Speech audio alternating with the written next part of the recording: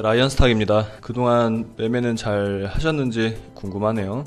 최근 제가 영상을 만들고 나서 그 뒤로 단타라든지 아니면은 스윙이라든지 매매가 그렇게 쉬운 장은 아니었다고 생각을 합니다. 수급이 그렇게 빵빵한 장도 아니었었고요. 수급이 굉장히 빈약했던 그런 시장이었죠.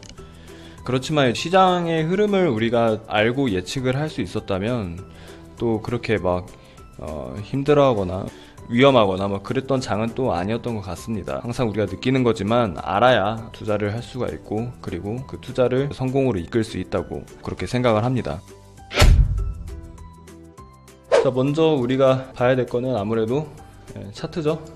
차트를 안 볼 수가 없는데요. 전 영상에서 차트를 이제 보면서 이야기를 했을 때 제가 가장 중요한 자리가 이 자리라고 말씀을 드렸던 것 같습니다. 이때쯤이었던 것 같은데요.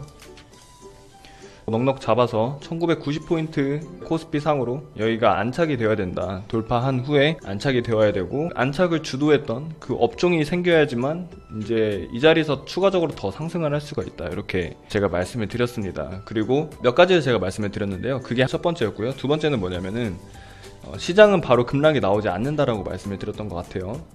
그 말씀을 드리면서 이 자리가 굉장히 중요한 자리가 될 건데 바로 여기서 추가 급락이 나올 확률은 적고 다시 이 자리를 확인하러 반등이 나올 가능성이 높다라고 말씀을 드렸습니다. 그래서 그때 우리가 생각한 대로 지금 이 자리를 확인하러 가고 있는 그런 움직임을 보여주고 있죠. 코스피뿐만이 아니고 코스닥도 마찬가지입니다. 코스닥은 제가 이 자리를 말씀을 드렸어요. 자, 코스닥이 여기까지 반등이 일단 나왔어요. 코스피는 터치도 아직 못했는데 코스닥은 터치가 나왔습니다. 어떤 업종이었냐면은 전체 업종입니다. 그 중에서도 바이오가 가장 눈에 띄긴 했지만 그래도 전체적으로 보았을 때는 모든 업종들이 지수와 같은 흐름을 보이면서 그냥 저점 매수가 들어왔고요. 그리고 이 자리까지 터치를 할 때 모든 업종들이 다 같이 상승을 하면서 중요했던 615포인트 이 정도까지는 시장이 반등이 나왔던 그런 상황이었죠. 중요한 건 여기까지 이끌었던 업종이 있었는가 없었는가, 그게 굉장히 중요합니다. 바이오 일부 종목들이 좀 반등이 나오면서 특히나 이제 헬릭스믹스 이쪽으로 이렇게 저점 대비해서 2배 가까이 반등이 나왔어요. 이렇게 큰 종목이 2배 반등이 나오면서 지수를 안정시킨 역할을 좀 톡톡히 했는데요. 하지만 바이오는 아직 우리가 마냥 좋다고 볼 수는 없습니다. 그래서 바이오 모든 업종이 좋다고 보면 안 되고요. 바이오는 개별 종목으로 보시는 게 훨씬 더 좋을 거라고 저는 그렇게 생각을 합니다. 바이오나 제약이나 이쪽은 반드시 개별적으로 그 기업인 임상 소식이라든지 그 큰 호재가 있을 경우에만 그 종목 위주로만 보시는 게 가장 좋지 않을까 그렇게 생각을 합니다. 자, 그리고 뭐 코스닥을 안 보시고 코스피만 보시는 분들을 위해서 제가 한마디 또 했었던 기억이 있는데요.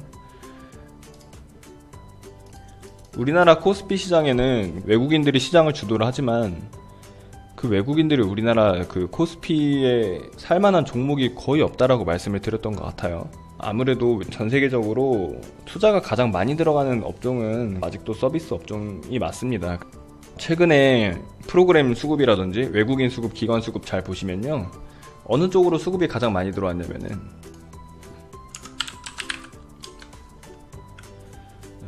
네이버죠. 그리고 카카오입니다. 카카오는 진짜 외국인들이 쓸어 담았고요. 그리고 NC소프트도 외국인들이 쓸어 담았습니다. 제가 그 외국인들이 우리나라 주식을 살만한 기업은 두 개, 뭐 서비스 업종 중에서도 네이버 그리고 카카오 정도 뿐이라고 말씀을 드렸었는데, 큰 종목으로 매매를 하시는 분들이라면 아무래도 이쪽이 더 낫지 않았나 그렇게 또 생각을 합니다. 중간 점검이잖아요. 지금 시장을 보시면은 아직 코스피는 갈 자리가 좀 남아 있고요. 코스닥은 지금 갈 자리를 만들어 내긴 했습니다. 이런 장에서는 보세요. 최근에 움직였던 업종이라고 한다면은 지금 그거밖에 없었습니다. 그 일본 경제, 그 불화수소라든지 애국주라든지 이런 쪽으로밖에 지금 수급이 잘 안 들어온단 말이에요. 근데 이런 것들은 단기적인 테마로 끝날 가능성이 높겠죠. 들고 가기에는 약간 부담스럽고 이제 그런 자리라고 보여지고 있는데요. 예를 들면 이제 모나미가 있고요, HTEC가 있죠. 그리고 동진 세미캠,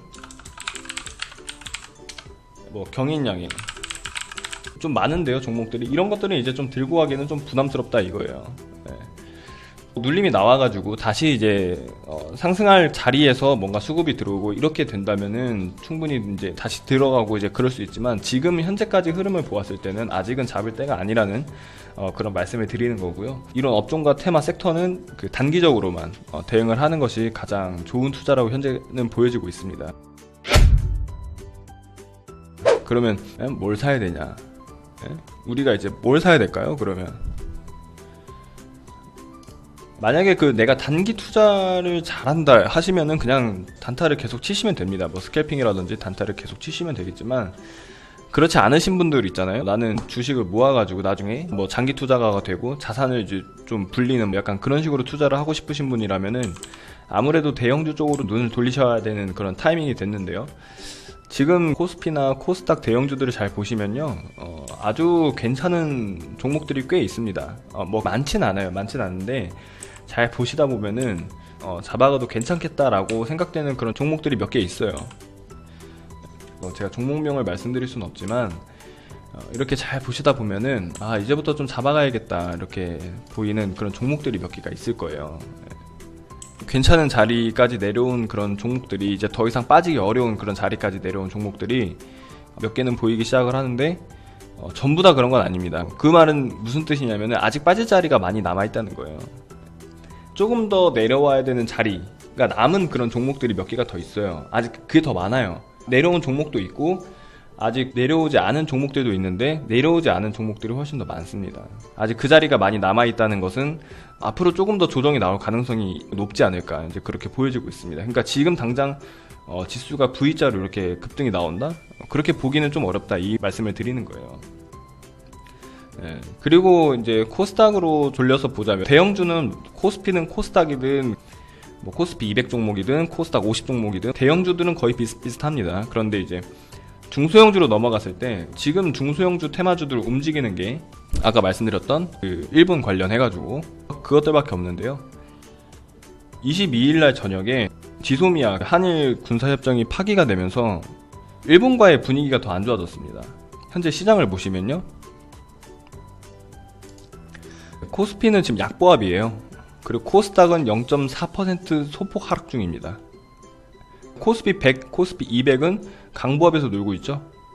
그리고 코스닥 150은 코스닥과 같이 마이너스 0.4% 지금 하락 중인데요. 수급을 잘 보시면은 외국인들이 지금 코스피 22억 순매도입니다. 그리고 코스닥도 330억 순매수고요. 기관은 지금 코스피가 480억 순매도입니다. 이 말은 일본과의 굉장히 안 좋은 상황은 우리나라 증시에 크게 영향을 주고 있는 게 아니라는 뜻입니다. 이거보다 더 중요한 게 있다는 거죠. 뭐가 될지 몰라요. 예상할 수 있는 거는 뭐 미국과 중국 간의 뭐 무역 전쟁이라든지, 아니면은 미국의 금리나 세계 경제가 이제 둔화가 된다고, 그런 것밖에 없는데, 사태가 심각해지고 그러면은 지수가 추가적으로 더 하락할 가능성이 높겠고, 현재 외국인들과 기관은 그쪽에 지금 포커싱을 하고 있을 가능성이 더 높은 겁니다. 일본과 우리나라 간의 그 문제는 지수에 크게 영향을 주고 있는 상황은 아니다, 그렇게밖에 볼 수가 없겠죠. 그러면은 아까 대형주를 제가 말씀을 드렸지만, 대형주 말고 중소형주는 그럼 우리가 어떻게 봐야 될까? 자, 이제 앞으로는 뭐가 있을까요? 뭐 바이오일까요? 아니면은 대북주일까요? 아니면은 자동차 부품주라든지, 아니면 수소차, 전기차, 화장품, 게임, 통신, 뭐 많습니다. 그런데 중요한 건 뭐냐면은, 제가 방금 언급해드린 이 업종들은요, 이제는 시간이 되게 많이 필요해요. 제가 말씀드렸던 업종들은 이전에 다 움직였던 업종들입니다. 대북주는 이미 끝났고요. 완전 지금 나가리가 돼 있는 그런 상태죠. 지금은 볼 단계가 아니라고 저는 그렇게 생각을 하고요.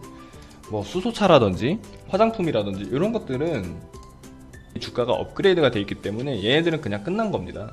이제 앞으로 새로운 뭔가가 또 나올 겁니다. 일본 관련 종목들이 테마가 끝나고 분위기도 식고 완전 다 끝나버리면 새로운 게 태어날 거예요. 새로운 이제 테마가 탄생이 될 거예요. 그러니까 앞으로 예상할 수 있는 테마라고 한다면 아무래도 정치 테마가 좀 아닐까, 현재는 그렇게 보여지고 있습니다. 뭐 결론을 말씀드리자면은 아직은 시장이 완벽하게 상승 추세가 나온 것은 아니다, 그렇게 볼 수가 있죠. 지금 당장 V자로 간다 이렇게 보기는 좀 어렵고요. 중요한 거는 제가 이 자리에 안착이라고 말씀드렸어요. 코스닥은. 그리고 여기서부터 반등이 나왔죠.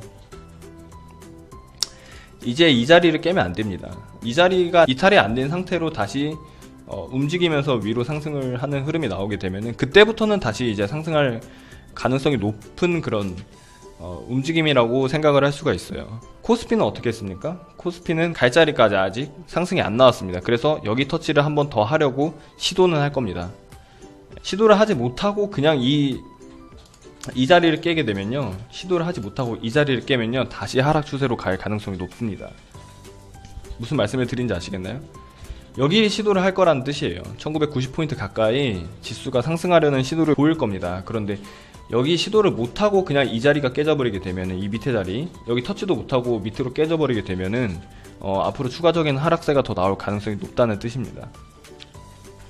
그리고 이제 저번에도 말씀드렸다시피 이 자리를 돌파 안착을 하면서 강력한 업종이 이 자리를 안착을 시켜준다면은 추가적인 이제 상승 추세로 만들 가능성이 굉장히 높다, 이렇게 또 말씀을 드리는 거죠.